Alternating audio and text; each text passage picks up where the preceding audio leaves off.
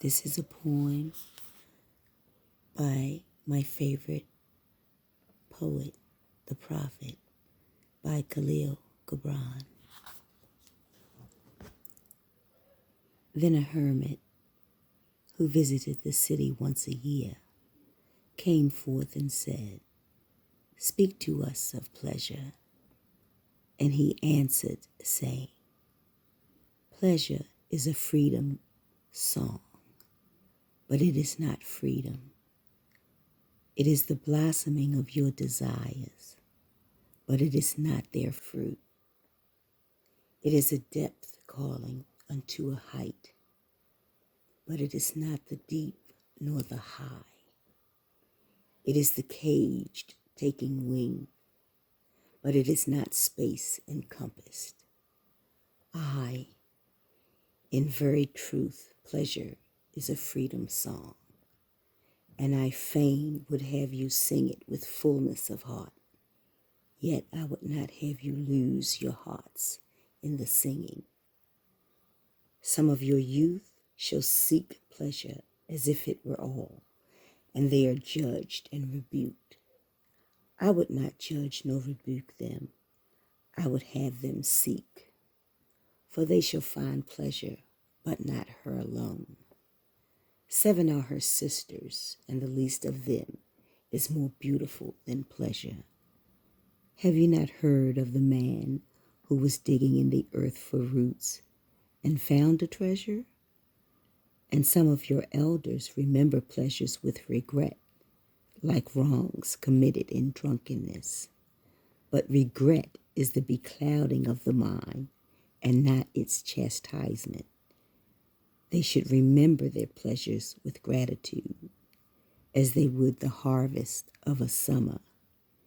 Yet if it comforts them to regret, let them be comforted.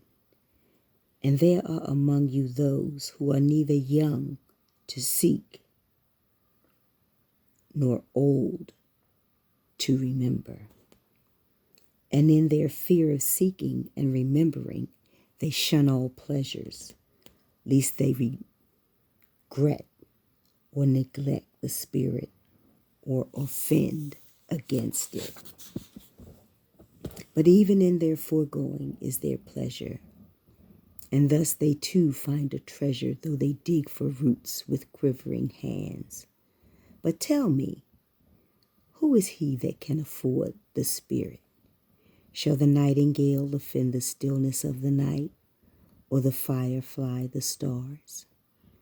And shall your flame or your smoke burden the wind? Think you the spirit is a still pool which you can trouble with a staff?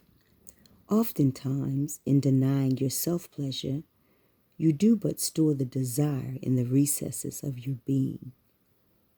Who knows but that which seems omitted today waits for tomorrow? Even your body knows its heritage and its rightful need and will not be deceived.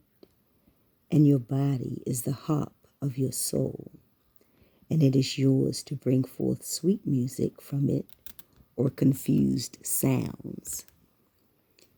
And now you ask in your heart, how shall we distinguish that which is good and pleasure from that which is not good? Go to your fields and your gardens, and you shall learn that it is the pleasure of the bee to gather honey of the flower, but it is also the pleasure of the flower to yield its honey to the bee.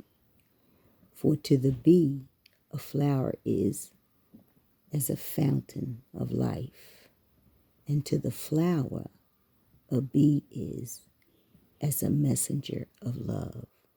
And to both bee and flower, the giving and the receiving of pleasure is a need and an ecstasy. People of Orphalese, be in your pleasures like the flowers and the bees.